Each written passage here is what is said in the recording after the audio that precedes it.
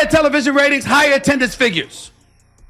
Ladies and gentlemen, that doesn't come courtesy of a league. It comes courtesy of the players that play in the league. And in her case, she was the most popular, which means she could have helped your bottom line, which means you should have seen that from day one and maximized it. But you didn't do it. Stephen A. Smith is known for speaking his mind, but this time, he did more than share an opinion. He sparked a major debate. His sharp criticism of the WNBA's treatment of Caitlin Clark wasn't just another bold remark, it was a wake-up call. At the heart of his comments was the league's failure to truly embrace and take full advantage of its most exciting new star. You didn't want to, rather. You were a bit hesitant and reluctant and resistant to it. So much so you didn't push for her to be on Team USA. So much so you had people like Cheryl Swoops who didn't even want to mention her name. Picture this, a player so talented, so marketable, that she's filling up arenas and shattering TV viewership records. Caitlin Clark isn't just a great player, she's a sensation. A once-in-a-generation talent who has the potential to take women's basketball to the next level. But instead of capitalizing on her incredible rise, the WNBA's response has been surprisingly underwhelming. Fans everywhere are asking, is this league truly committed to growing its brand? Then are you willing to admit how stupid it was for y'all not to go all in speaking your piece to elevate Caitlin Clark? So therefore even more attention could have come and y'all could have reaped the benefits? Now you're going to do it anyway, and I get that, but you see my point? But Smith didn't just point out the missed chances, he sounded the alarm about what's really on the line. The WNBA is at a crucial turning point, one that could shape its future for years. If they keep overlooking Caitlin Clark's stardom, the league could squander its biggest opportunity to expand its fan base. What's at stake if they keep downplaying her influence? How can they justify sidelining the most marketable star the league has seen in decades? And everybody talking about other WNBA players not being appreciated. Nobody insulted them. Nobody dismissed their contribution. We were simply saying, despite the contributions for years and years and years, a lot of people didn't care. Fair or not, until Caitlin Clark came along. When Stephen A. Smith speaks, it's not just talk, it's a moment that stirs up the conversation. This time, his pointed criticism called out the WNBA, especially its leadership under Commissioner Kathy Engelbert and some veteran players. His frustration was clear as he broke down how the league has failed to fully embrace Caitlin Clark, a player whose performances have far exceeded expectations and sparked excitement across the basketball world. But if you went the opposite direction, it could have helped that much and facilitated you being in an even stronger position to get yours. But you didn't do it. You didn't do it. Wow. Take a look at how Caitlin Clark's historic achievements have been treated, or rather, ignored. She's earned major recognition, like being named to Forbes 30 Under 30, SBJ Sports Person of the Year, AP Female Athlete of the Year, and Time Athlete of the Year. She's also taken it upon herself to promote women's sports with high-profile appearances and speeches. But how did the WNBA respond? Silence. Instead of using these milestones to spotlight the growing popularity of the game, the league barely acknowledged them, missing a huge chance to amplify Clark's influence. And then there's how her Rookie of the Year award was handled. While other players were celebrated with big fanfare, Clark received a simple phone call, no grand announcement, no big celebration. It was another opportunity wasted. Fans noticed the difference, and they made their voices heard.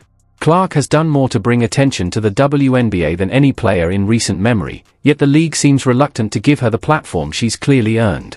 They decided that they were going to let her know she was Rookie of the Year with a phone call in Connecticut during a practice before a playoff game.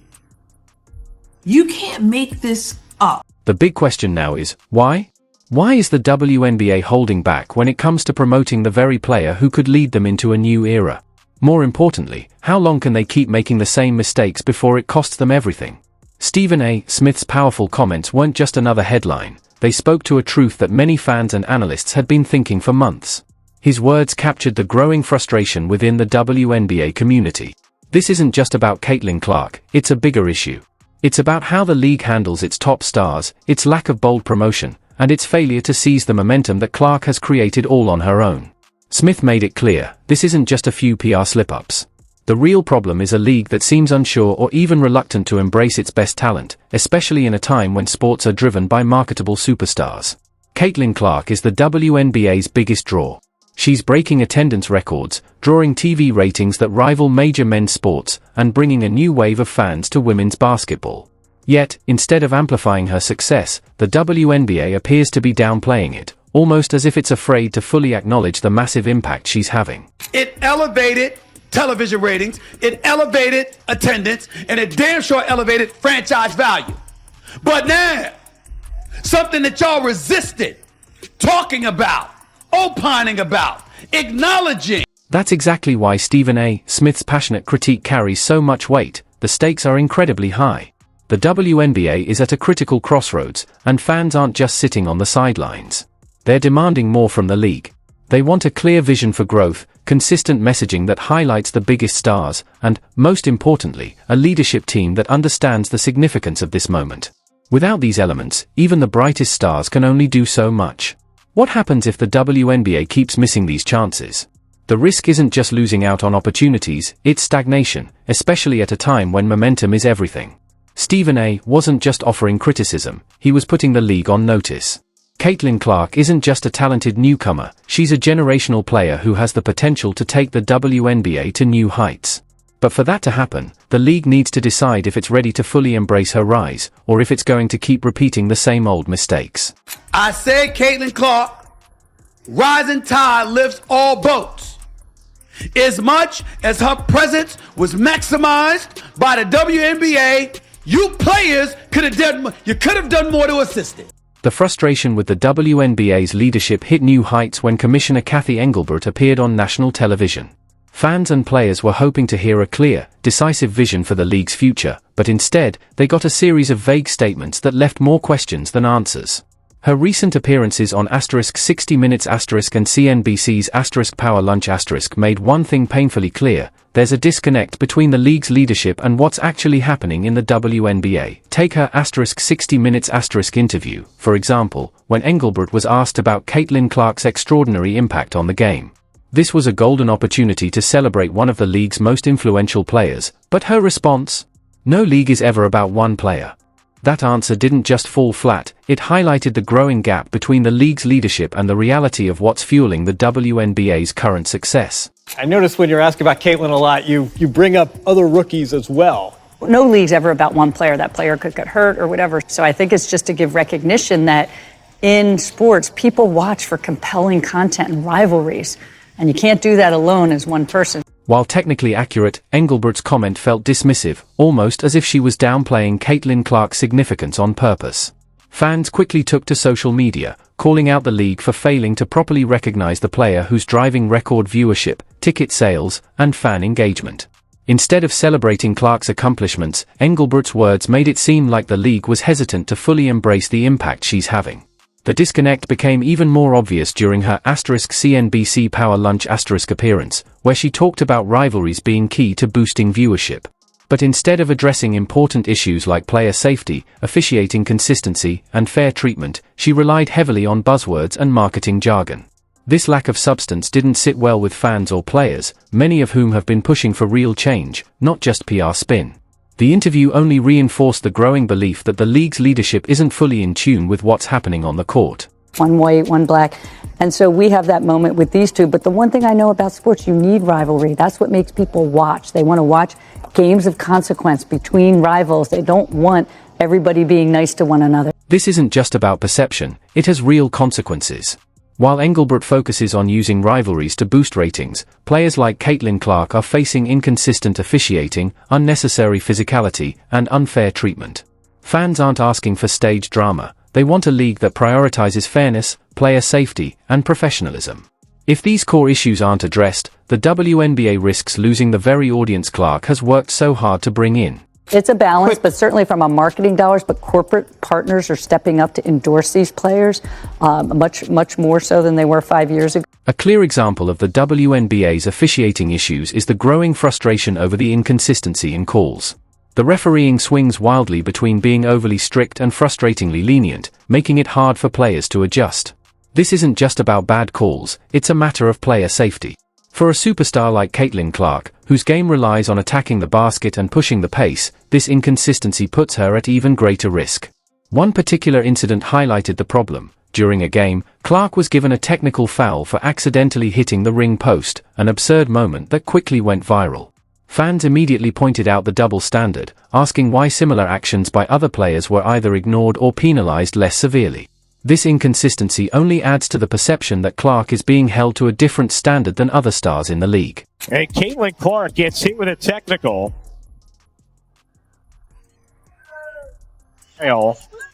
After I got a technical for basically being mad at myself because I missed the three and then I went and hit the backboard, and he told me it was disrespectful to the game of basketball.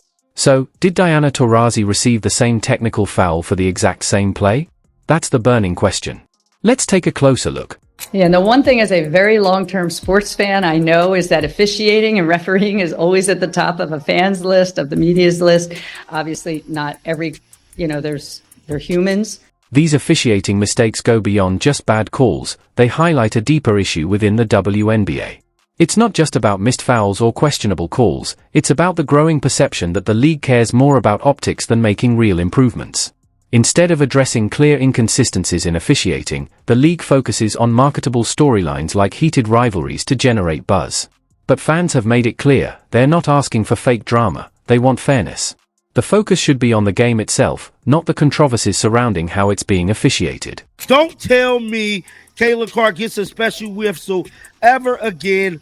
One call was an ejection and the other was a common foul. Now, let's replay this one more damn time. Y'all can see right here. This was the exact same damn play. Look, same play. Same play, bro.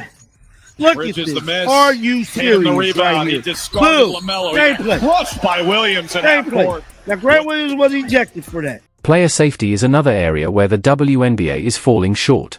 Caitlin Clark's historic freshman season wasn't just about breaking records, it was also a grueling test of endurance.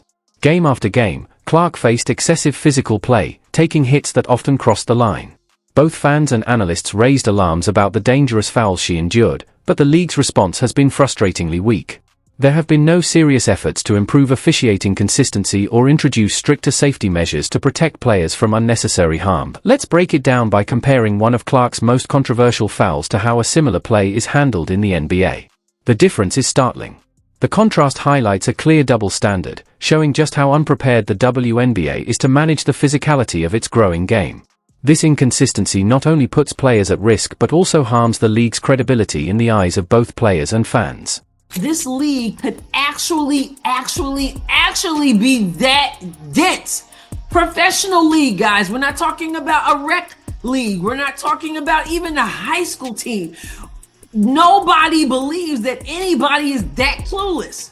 Beyond the glaring officiating issues, the WNBA's failure to fully capitalize on Caitlin Clark's rise raises a whole other concern.